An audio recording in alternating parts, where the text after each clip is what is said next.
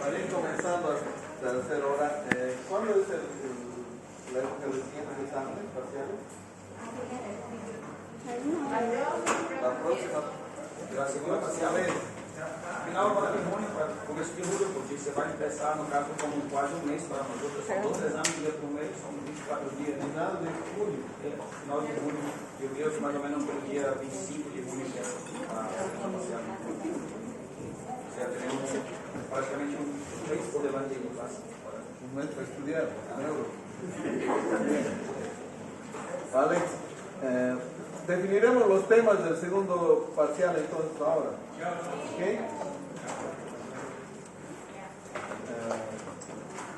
Ya perdí las oportunidades en el primer examen con un tema. Segundo examen parcial sería pares craneales. Exacto, demencias. Demencias son muchos slides, etcétera, etcétera. Voy a preguntar lo que ustedes en clase.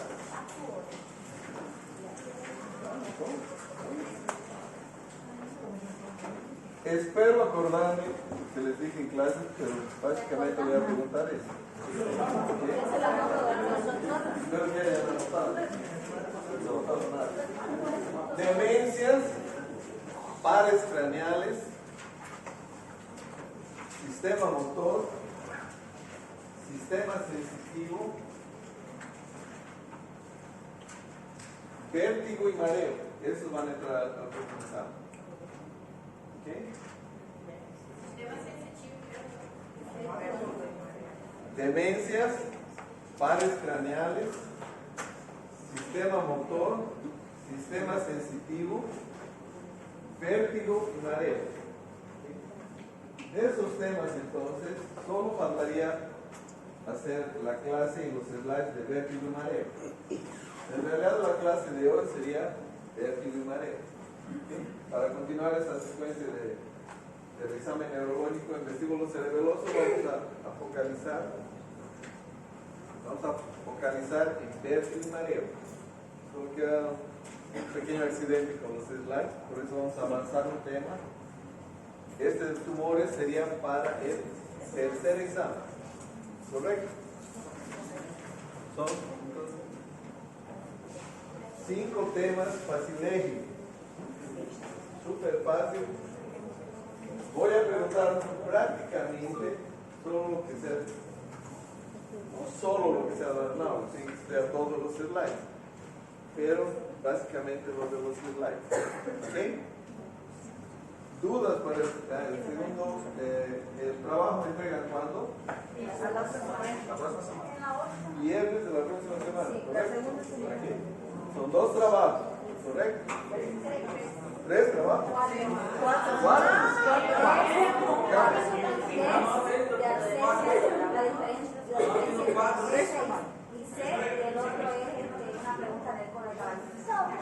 Perfecto. 4 temas. Escuchen bien. Alex, anota en el grupo ahorita para 2 mini mental test.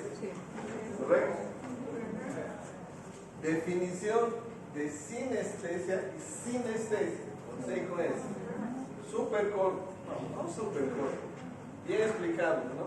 No necesitan hacer 500 hojas. 200 está bien.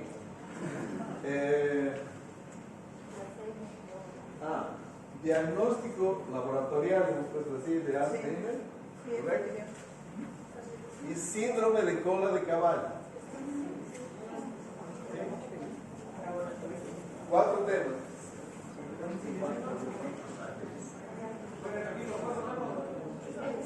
Demencias. ¿Qué demencias?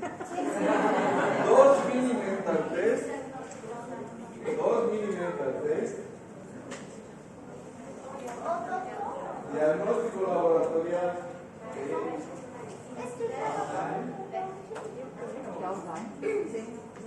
definición de sinestesia, con C y con S, y síndrome de cola de caballo. No,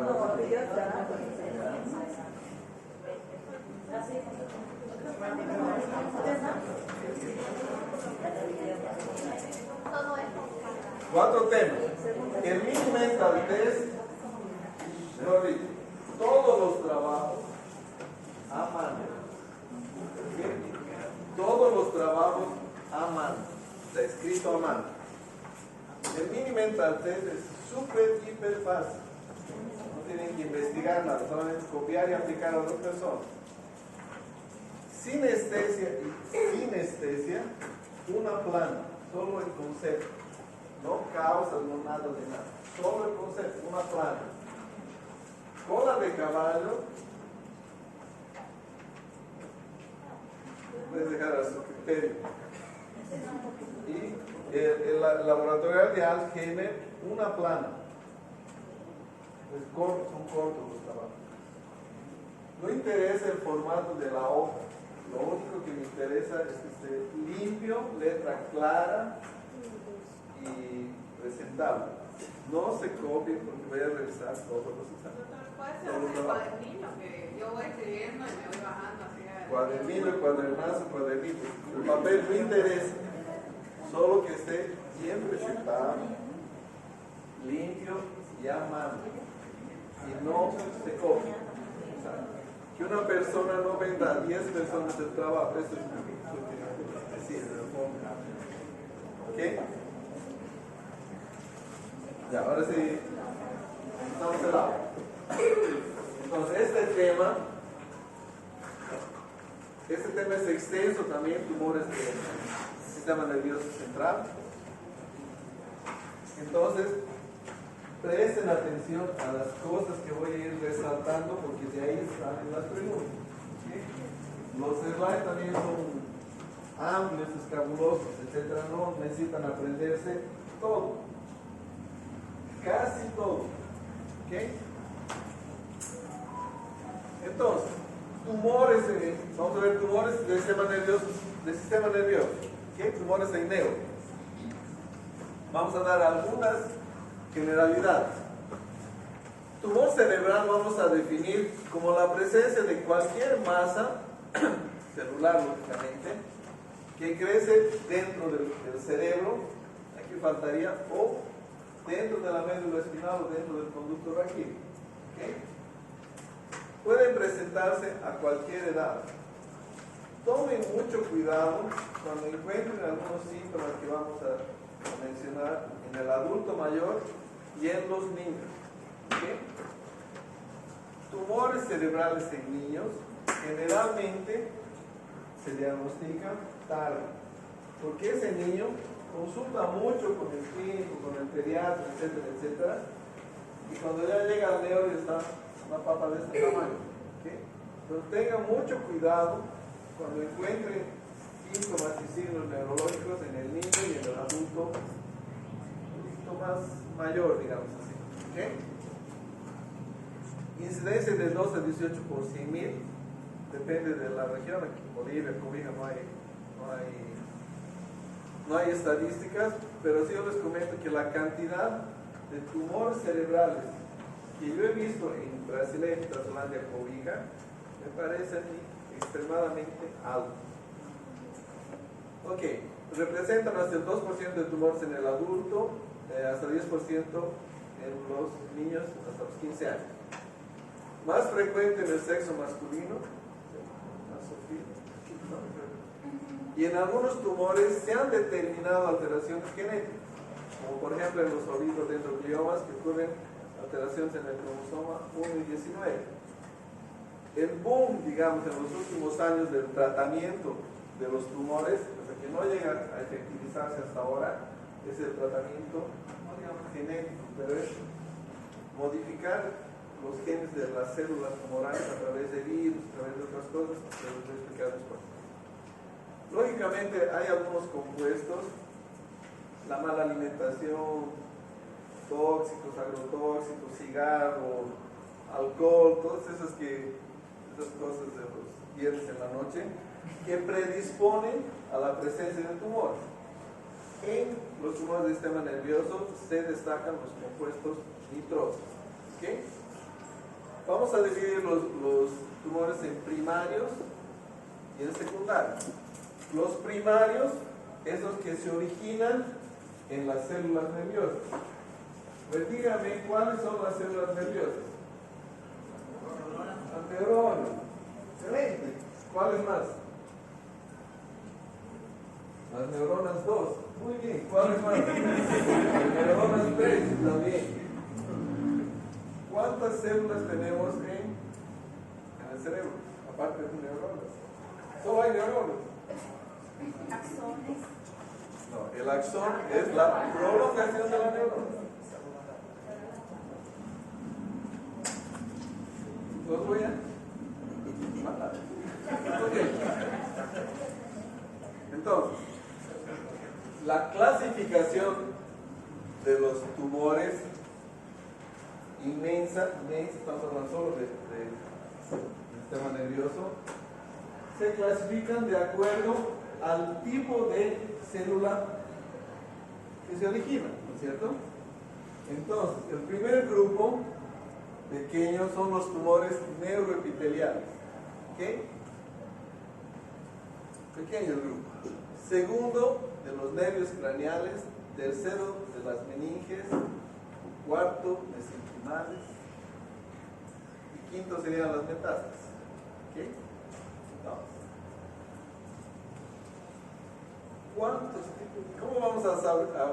¿Cómo les voy a explicar los tipos de tumores si no saben los tipos de células que tiene el cerebro? Entonces, tarea para el tercer parcial. ¿Okay? Tarea para el tercer parcial. A mano, un dibujo bonito. Los tipos de células que se encuentran en el cerebro. ¿Okay? Okay. A las neuronas las vamos a conocer mejor a partir de ahora como astrocitos. ¿Okay? Como astrocitos. Entonces, los tumores nacen de cualquier tipo celular que haya dentro del cráneo. Tenemos el cerebro, ¿no es cierto? En el cerebro pueden derivarse los astrocitomas. ¿Okay? Los astrocitomas tienen una clasificación bien compleja. Este es el resumen de los resúmenes de los astrocitomas. Astrocitomas de los hemisferios cerebrales, de bajo grado, anaplásicos y glioblastoma. Los astrocitomas, ya vamos a ver más adelante, se clasifican por su gravedad, pero en general son malignos. Los astrocitomas de la línea media, el pilocítico que es quístico y algunas formas especiales. Astrocitos, un tipo de célula, ¿correcto? Los oligodendrocitos son otro tipo de célula. ¿Ok? Entonces, de los oligodendrocitos vendrá el oligodendroglioma, y el que generalmente es benigno, y el maligno, que es raro, que es el oligodendroglioma anaplásico. ¿Okay? ¿Se acuerdan que hemos hablado del epéndimo en la última clase? ¿Qué era el epéndimo? ¿Qué es el epéndimo, por amor a Dios? El canal que discurre por la médula espinal. Exacto. El epéndimo es aquel canal que está al medio de la médula espinal, donde va a circular el líquido cefalorraquídeo. Les ha salvado bien trabajo, ¿no? Entonces, el epéndimo está cubierto por células que se llaman epéndimos. ¿Okay? Y de esas células, que también están dentro de todo lo que es el sistema nervioso, pueden salir los ependimomas. ¿Okay? Tenemos los gliomas mixtos.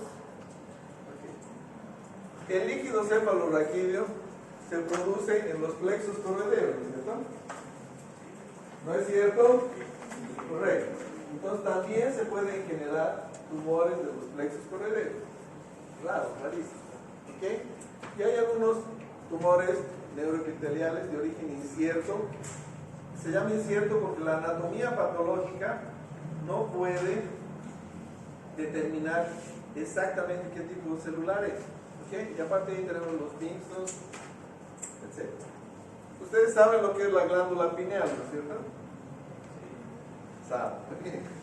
Entonces de la glándula pineal pueden salir también los tumores.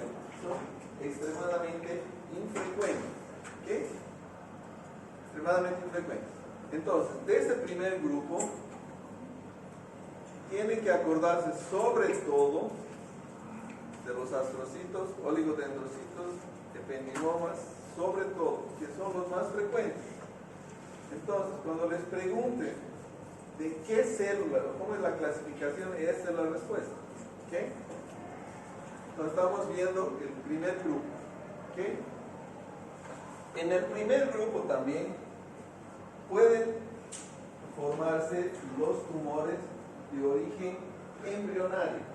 O sea, aquellas células que no han logrado desarrollarse totalmente, pero pueden originar un tumor. El médulo epitelioma, el neuroblastoma, el tecnoblastoma, el neuroblastoma. De estos tumores, ustedes tienen que acordarse del retinoblastoma. ¿Ok? ¿Ya han hecho pediatría? ¿Ok? Una clave para el retinoblastoma. El retinoblastoma se presenta sobre todo en recién nacido. ¿Ok? En recién nacido. Para que ustedes puedan diagnosticar, y que debería ser una rutina que no se hace en la mayoría de las maternidades, pero debería hacerse, es el reflejo del rojo pupilar. Si ustedes agarran su oftalmoscopio y de lejos van a hacer como si estuvieran haciendo un fondo de ojo. ¿Ok? Van a ver el ojo y el bebé debería tener ese reflejo de los ojos rojos que tenemos cuando nos sacamos las fotos. Ustedes que se sacan 500 fotos al día, los ojos no salen rojos, ¿no es cierto? Ese es el reflejo, el rojo pupilar. ¿Okay? En el niño, ustedes tienen que iluminar con el oftalmo y tienen que ver ese reflejo. Si ustedes ven un rojo y el otro se ve blanco, probablemente ese niño tenga un retinoblastoma. Si ustedes tienen el cuidado, la noción y el cuidado de hacer eso en su internado, residencia, en su práctica diaria, van a salvar muchos niños que el niño, el bebé no habla, no se queja nada, y tienen un niño lloró, que llega después con 1 año, 2 años, cáncer hasta en las orejas. ¿Ok? Entonces, dentro del cráneo tenemos, y fuera del cráneo también tenemos nervios, ¿no es cierto? Que los pares craneales discurren dentro del cráneo y salen las raíces nerviosas hacia todos lados, ¿no es cierto? Entonces, pueden originarse también los tumores de los nervios. ¿Okay? De estos tumores, el schwannoma y el neurofibroma son los más frecuentes. Schwannoma también se llama neurinoma, y uno que ya van a ir memorizándose es el neurinoma del 8º par, que tiene alguna frecuencia. ¿Okay? Entonces, estamos viendo que los tumores, el primer grupo, son de las células cerebrales prácticamente. El segundo grupo estamos viendo que son de los nervios, ¿correcto? El tercer grupo va a venir de las coberturas que tiene el cerebro y la médula, o sea, las meninges, ¿correcto? ¿Cuáles son las 3 meninges que tenemos?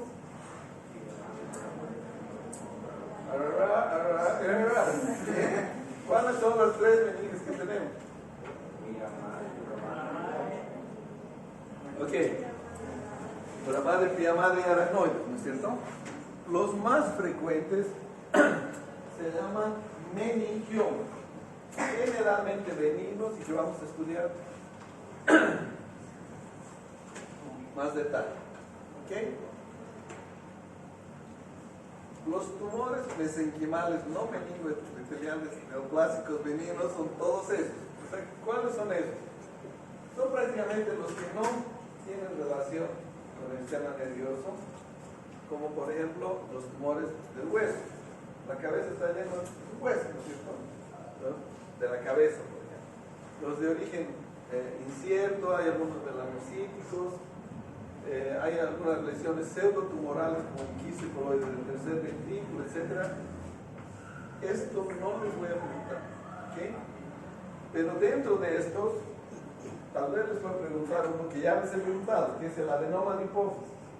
El adenoma de hipófisis también tiene alguna frecuencia importante. Cuando crece mucho el adenoma de hipófisis, produce ¿qué? Hemianopsia bitemporal. Perfecto. Exacto. Hemianopsia bitemporal. ¿Ok?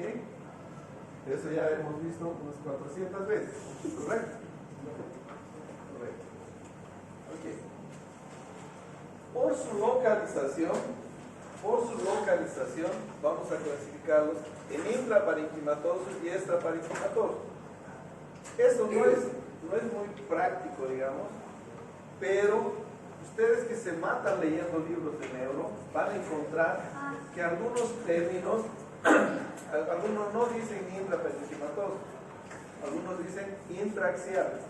Entonces, cuando ustedes encuentren en algún texto el término intraaxial, significa que está dentro del cerebro. ¿Okay? Extraaxial, lógicamente, fuera del cerebro. Perfecto.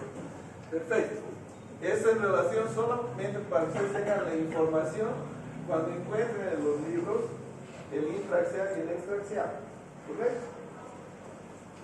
Ok. También se pueden mencionar los tumores. Ustedes van a ver en los libros que se habla de supratentorial, infratentorial, etc. Todos sabemos por anatomía de primer año lo que es el tentorio. ¿Sabemos? ¿Se han saltado el primer año? ¿Saben lo que es el tentorio? Ok.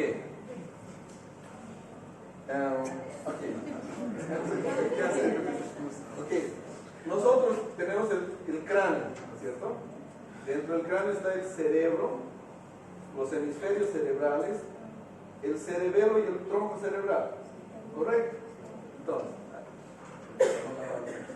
esta es una vista lateral del cerebro. ¿Correcto? En la que no se ve bien lo que les quiero explicar, pero voy a intentar. Ok, entonces estos son los hemisferios cerebrales, ¿correcto? Correcto. Existe una membrana que separa los hemisferios cerebrales del tronco cerebral y del cerebelo. Ustedes tienen, lo que pasa es que este de aquí es un tumor de tronco. Entonces, hay una membrana aquí que va a separar el cerebelo y el tronco cerebral de los hemisferios. Esa membrana se llama tentorio. Esa es la tienda del cerebro. ¿Ya han escuchado tienda del cerebro? Peor la cosa. Entonces es la tienda del cerebro o tentorio. ¿Okay? Entonces ustedes tienen el cerebro se va a afinar, digamos, para continuar con el tronco cerebral, ¿correcto? Entonces tienen el cerebro y el tronco cerebral. Es el tentorio, la membrana que está separando los dos compartimientos. ¿Okay? ¿Por qué es importante esto? Porque lo que es supratentorial, o sea, lo que está arriba del tentorio, tiene los hemisferios cerebrales y es amplio. O sea, si crece un tumor lentamente, el tumor como los meningiomas, por ejemplo, que generalmente son supratentoriales, crece lento y el paciente aguanta mucho tiempo. En cambio, el tentorio o lo infratentorial, que está por debajo de esa membrana, es un lugar más angosto, más apretado. Entonces los tumores rápidamente expresan síntomas o signos en el paciente. Esa es la importancia. ¿Okay? Y también ustedes van a encontrar en los libros supratentorial, aquellos que están en los hemisferios cerebrales, infratentorial, los que están por debajo del tentorio, intraventricular. Ustedes saben, por amor de Dios, saben que tenemos los ventrículos laterales, tercer ventrículo, cuarto ventrículo y el líquido circula ahí, ¿cierto? Yes, okay. Entonces los tumores como este, por ejemplo, pueden estar dentro de los ventrículos, se llamarán intraventriculares. Y los tumores embrionarios son generalmente los que se localizan en la línea media. ¿Okay? Cráneo faringioma, etcétera, algunos que vamos a ver más adelante. Esta clasificación está clara. ¿Entienden lo que es ahora supratentorial e infratentorial? Porque así, muchas lesiones en trauma de cráneo, en algunos temas que vamos a ver adelante, yo voy a hablar mucho de infratentorial y supratentorial. Entonces tienen que tener ese concepto claro. La tienda del cerebro, el tentorio, es esa membrana que va a separar los hemisferios del tronco cerebral y del cerebelo. ¿Correcto? Correcto. Entonces, vamos aquí. Este de aquí está en el cerebro, ¿correcto? ¿Será cuál de esos cuatro? Supratentorial. ¿Okay? Ese de aquí está en el tronco, está en el cerebelo. ¿Será cuál de esos? Infratentorial. Maravilla. Ese que está dentro del ventrículo, ¿será qué? Perfecto. Emocionado. Ese que está al medio, ¿será cuál? Voy a llorar de la emoción.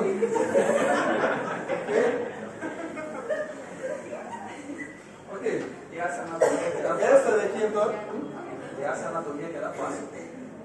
Entonces, esta clasificación es importante para que ustedes entiendan después la clínica y el comportamiento de los tumores, del ABC, hasta del trauma, más adelante, ¿ok? Ok. Podemos también clasificar por la edad. Esta clasificación de la edad sirve sobre todo para que cuando ustedes encuentren un tumor, por frecuencia sepan qué tumor podría ser. ¿Ok? Entonces, y tiene mucho que ver con la clasificación que acabamos de ver. En los niños, y hasta los 15 años, son más frecuentes, 60% de los tumores son infratentoriales. ¿Okay? Entonces la presentación de tumores en niños generalmente es más grave, más dramática. O sea, 60% de los tumores en los niños son infratentoriales, cerebelo y tronco cerebral. ¿Para bien? Ok. Astrocitomas, meduloblastoma, etc. De estos tumores ya vayan tratando de memorizar meduloblastoma y craniofaringioma. Sobre todo, meduloblastoma. Ahora bien, ahora vean que en los adultos, 80-85% de los tumores son supratentoriales. O sea, vean la importancia. En el adulto, en el niño, ustedes van a tener una clínica rápida, que lo deja mal al paciente rápidamente. En el adulto probablemente van a tener una clínica más disfrazada dependiendo del tipo de tumor. ¿Okay? De esos vamos a tener los astrocitomas, meningiomas, adenoma de hipófisis, oligodendrogliomas, craniofaringiomas. Estos son los más frecuentes. Y está adquiriendo, como la frecuencia de cáncer en general está aumentando, próstata, pulmón, riñón, hueso, etc., está aumentando el número de metástasis en los pacientes. Los infratentoriales son estos. Vamos a ver sobre todo el neurinoma y el meningioma.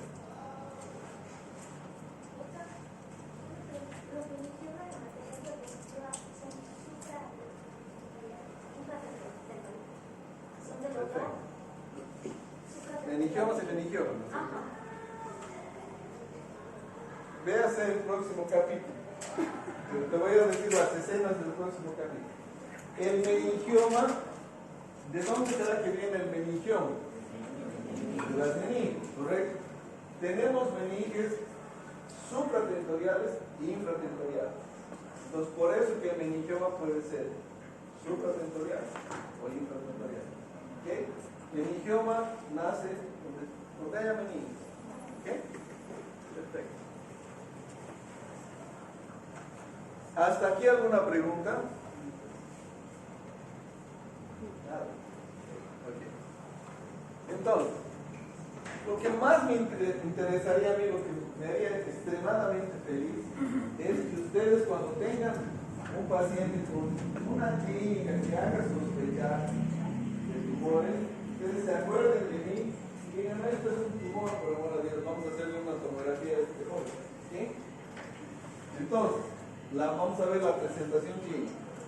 ¿Ok? Salud. Entonces, la presentación clínica vamos a dividirla de una forma práctica en 4 grupos. En 4 grupos. ¿Ok? Ustedes saben que el cráneo es como una caja de fósforo. ¿Ok? Solo entra fósforo. ¿Ok? En el cráneo solo cabe el cerebro. Cualquier cosa a más, un coágulo, un tumor, etcétera, aumenta la presión dentro de esa caja, ¿correcto? O sea, si ustedes tienen un tumor en el abdomen, este tumor puede pesar 5 kilos y no aumenta la presión en el abdomen se distiende, ¿no es cierto? El tórax se distiende, el cráneo, hueso cerrado, caja de fósforo, no se distiende. Entonces, cuando el tumor sobrepasa el límite que el cerebro mismo se autorregula, cuando sobrepasa eso, se provoca ¿qué? Aumento de presión dentro del cráneo. Entonces la clínica va a ser hipertensión endocraniana. ¿Okay? ¿Cuáles son los síntomas de hipertensión endocraniana? Así, cuando ya está avanzada, cefalea, vómitos explosivos y edema de papila en el fondo de ojo. De esos 3, probablemente los vómitos va a ser cuando el tumor ya se está saliendo por los ojos, no adelanta para nosotros diagnosticar. Entonces tienen que prestar atención a la cefalea y al edema de papila en el fondo de ojo, que hemos visto en el segundo párrafo. ¿Okay? O sea, no interesa si ustedes aprenden los grados de cruces arteriovenosas en el fondo de ojo, en los oftalmólogos. Entonces ustedes tienen que aprender a hacer fondo de ojo para ver hipertensión endocraniana. Okay. Entonces, esa hipertensión intracraniana puede venir con síntomas, con signos focales. ¿Qué significa, hemos dicho, signos focales? Alguna alteración en el examen neurológico. Entonces este paciente viene con cefalea de varios meses, años, qué sé yo. Con cefalea yo lo examino y tiene un poco de hemiparesia. Lo examino y tiene alteración en un par craneal. A eso se refiere signos focales. ¿Okay? Puede tener también hipertensión endocraniana sin signos focales. ¿Okay? Estos tumores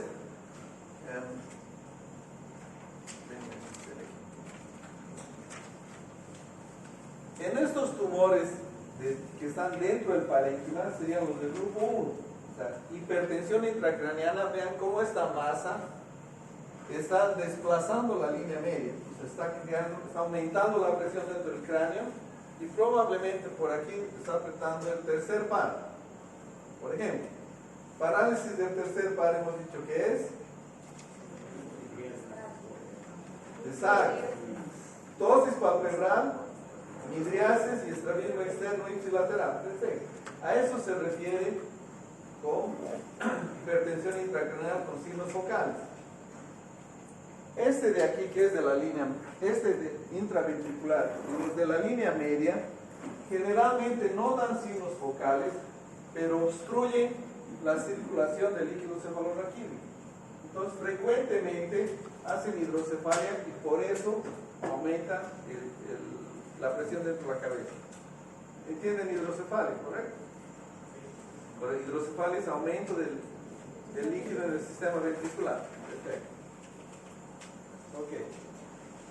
Entonces, hipertensión con signos, hipertensión sin signos. ¿Okay? Con signos focales sin hipertensión endocraniana. Nosotros podemos tener un tumor, ¿no? Podemos tener un tumor, digamos así, estratégicamente localizado. Por ejemplo, vamos a pensar que ese tumor está en el octavo par. Entonces la alteración va a ser del octavo par, ¿correcto? Pero cuando es pequeño, probablemente no va a dar hipertensión endocraniana. Podemos tener un tumor estratégicamente localizado pequeño en el área del lenguaje. Vamos a tener un paciente que no tiene alteración de presión, pero tiene una alteración en el lenguaje. ¿Correcto? Correcto. Esos generalmente hay que diagnosticar, hay que diferenciarlos sobre todo del accidente vascular cerebral. ¿Okay? ¿Será que podría repetir los síntomas diferenciales? Los dos primeros. Cefalea, vómitos y los otros. Hipertensión intracraneal, cefalea, vómitos explosivos y edema de papila en el fondo del ojo. ¿Ok? Correcto.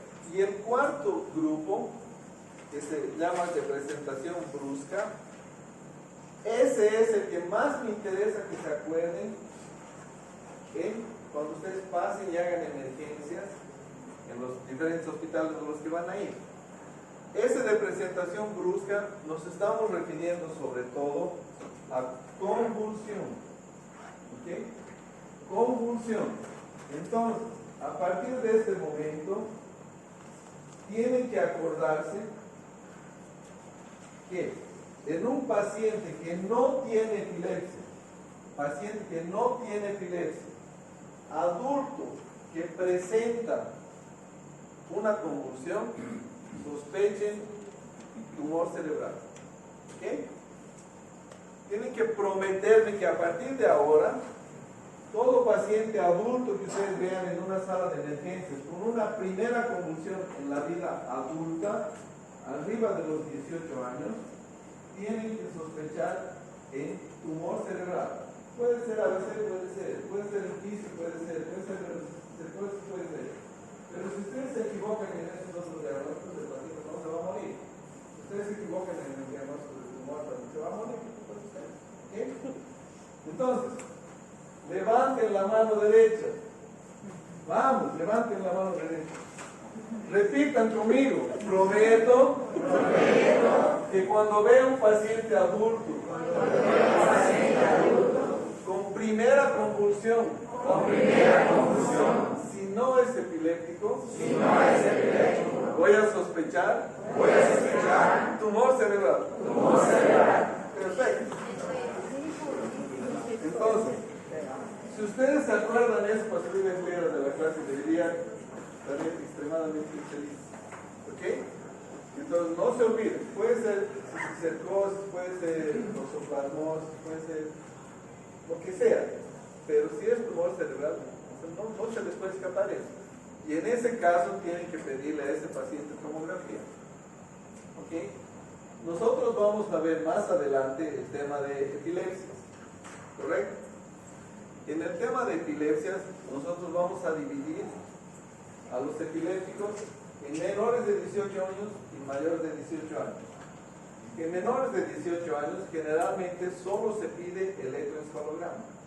En mayores de 18 años electroencefalograma y siempre tomografía. ¿Okay? Eso para que vean ustedes la importancia de la convulsión en el adulto mayor.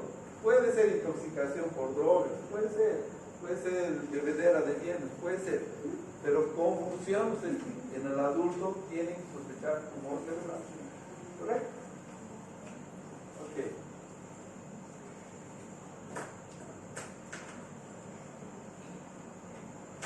Entonces vamos a continuar explotando un poco más la clínica, los síntomas. Podemos tener los déficits focales. Acuérdense lo que hemos dicho en las otras clases. Si encuentran en el libro focalización o lateralización, el libro se está refiriendo a que algún par craneal o algún déficit motor o sensitivo está bien. Entonces, podemos tener déficits motores, sensitivos, visuales, lenguaje auditivo, ataxia. Donde esté el tumor, va a dar el síntoma. Por eso que en la sospecha de tumor cerebral, el examen clínico neurológico tiene que ser completo. Primera pregunta del segundo examen parcial. ¿Cuáles son las partes del examen neurológico? ¿Ves? De nuevo. ¿Cuáles son las partes del examen neurológico? Funciones cerebrales superiores. Sistemas sensitivos.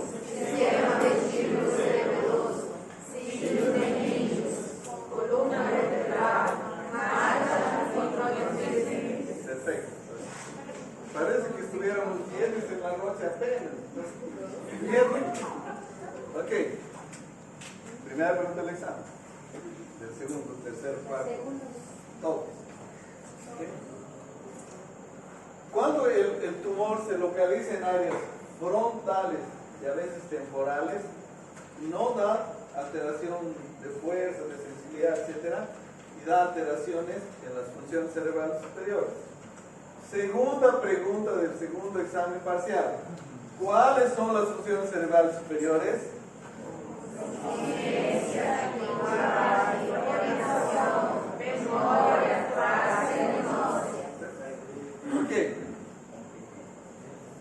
Ok, después hemos dicho que puede ser hipertensión intracraneal, cefalea, vómitos explosivos, alteración de la conciencia, edema de papila.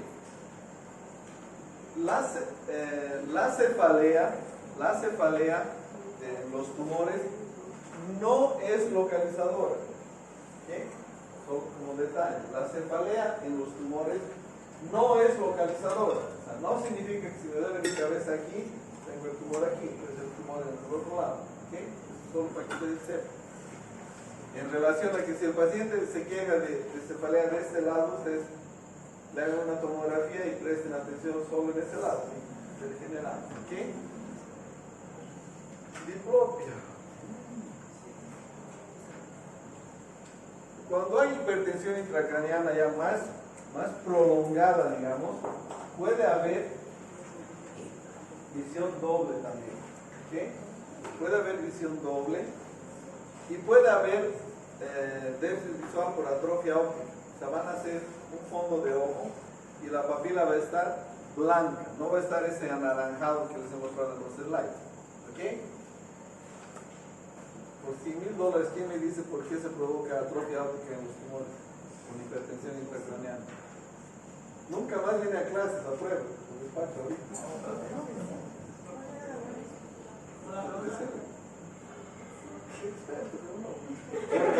¿Por qué? ¿Por qué? Ok. ¿Saben dónde se localiza el tercer ventrículo? Sí, en la cabeza. Ustedes después revisen sus libros dónde está el tercer ventrículo. Cuando el tercer ventrículo, el sistema ventricular en general y el tercer ventrículo se agrandan por hidrocefalia, pueden comprimir ambos nervios ópticos, el quiasma y los nervios y provocar atrofia. ¿Ok? Y hemos dicho los fenómenos irritativos, las crisis epilépticas. ¿Ok? Las crisis epilépticas se dividen así a grandes rasgos en generalizadas y parciales. ¿Okay?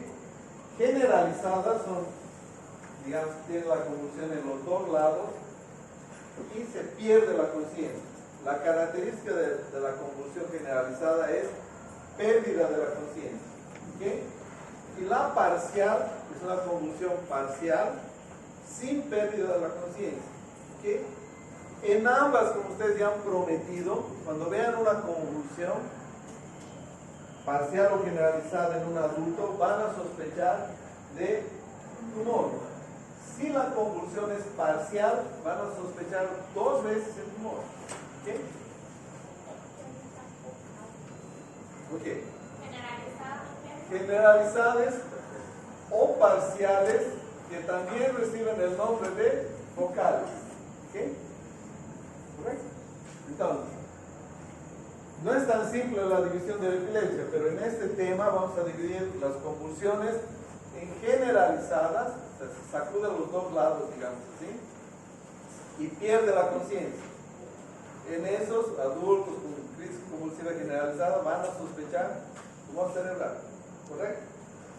Ahora, si es una crisis parcial o focal, digamos solo un brazo o medio cuerpo o solo en la cara, o solo el ojo, van a sospechar aún más de tumor, porque es lógico, ¿no es cierto? Si tenemos un tumor bien localizado, puede ser que la convulsión sea solo parcial.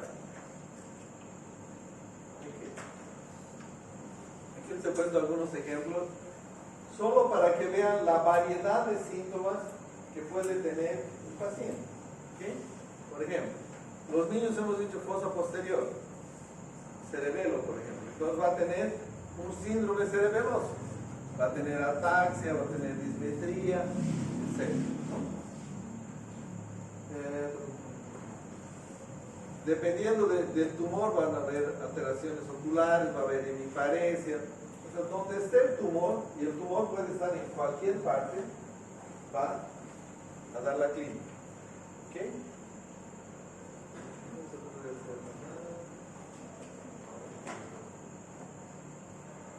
Ok.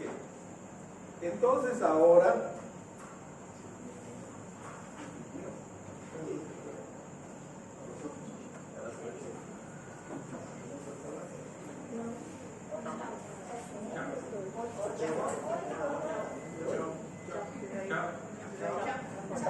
hola, comenzando el aula. Entonces, estos tumores solamente los voy a mencionar, no sé si vale la pena que se mencione, pero los tumores de origen neuroepitelial generalmente son benignos, los gangliositomos y gangliomas también. Esto lean, pero no les voy a presentar. Entonces, ¿se acuerdan que hemos dicho de algunos ejemplos de tumores, ¿no es cierto? Entonces, a partir de ahora, es imposible que veamos todos los tumores. No les voy a explicar todos los tumores porque en mi vida en 5 años de no voy a explicar todos los tumores. Y no quiero explicarles tampoco. Entonces, les voy a explicar los más frecuentes. Los más frecuentes. Este de aquí, con seguridad va a ser pregunta de examen. Con seguridad, sí. ¿Ok? Es el meduloblastoma. El meduloblastoma pertenece al grupo de los tumores neuroexodérmicos, digestivos. ¿Ok? O sea, es un tumor embrionario. ¿Cuál es lo más importante de esto? Es pobremente diferenciado y es agresivo. Es agresivo. Maligno. Ok. Se localiza generalmente en el tronco, en el vértice cerebeloso, y se presenta en los niños y en los jóvenes. Es el tumor más frecuente en la edad pediátrica. ¿Okay? Entonces, ¿cuál es el tumor más frecuente en la edad pediátrica? Meduloblastoma. ¿Okay? Es el tumor pediátrico más frecuente, 20 a 35% de los tumores infantiles del sistema nervioso central. Y supone más o menos del 4 al 10% de todos los tumores en general. Es más frecuente en el sexo masculino. Más del 60% aparece antes de los 14 años, con una máxima entre los 8 y 12. ¿Okay? Entonces, el meduloblastoma generalmente se encuentra en el cerebelo. Ya hemos dicho que el cerebelo está supra o infratentorial. Infratentorial. Entonces, cuando decimos que es un tumor agresivo, estamos diciendo que es un tumor que crece rápido. ¿No es cierto? Entonces, no hay mucho espacio infratentorial, crece rápido y rápidamente lo pone mal al paciente.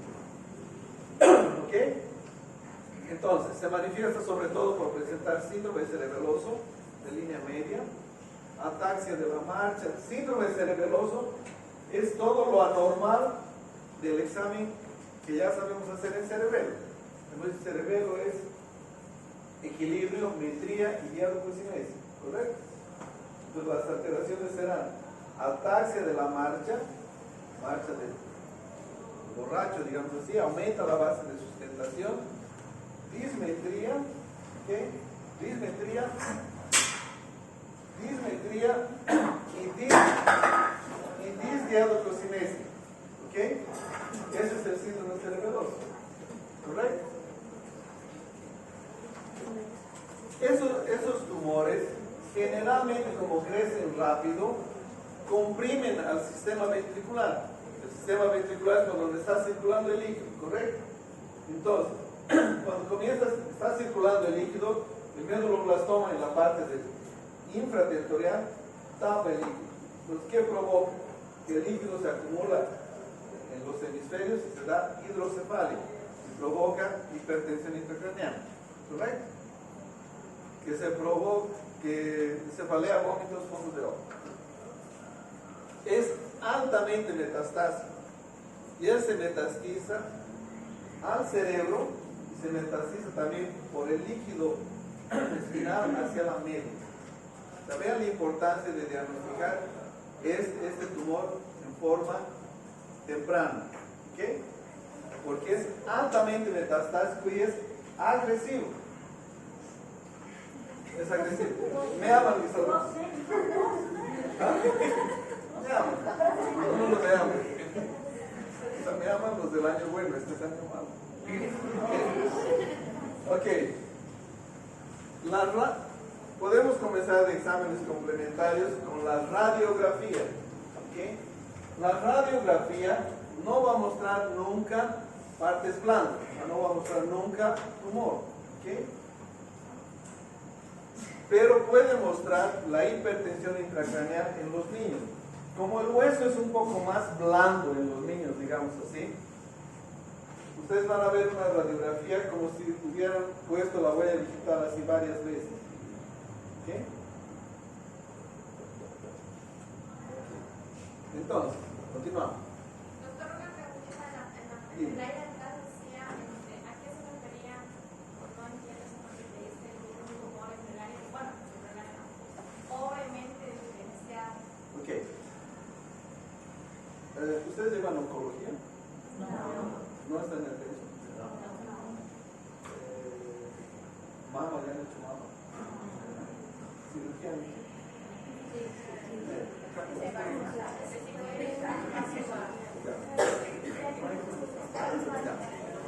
Entonces, los tumores son benignos o malignos, ¿correcto? Los benignos son bien diferenciados. ¿Qué significa bien diferenciado en el benigno?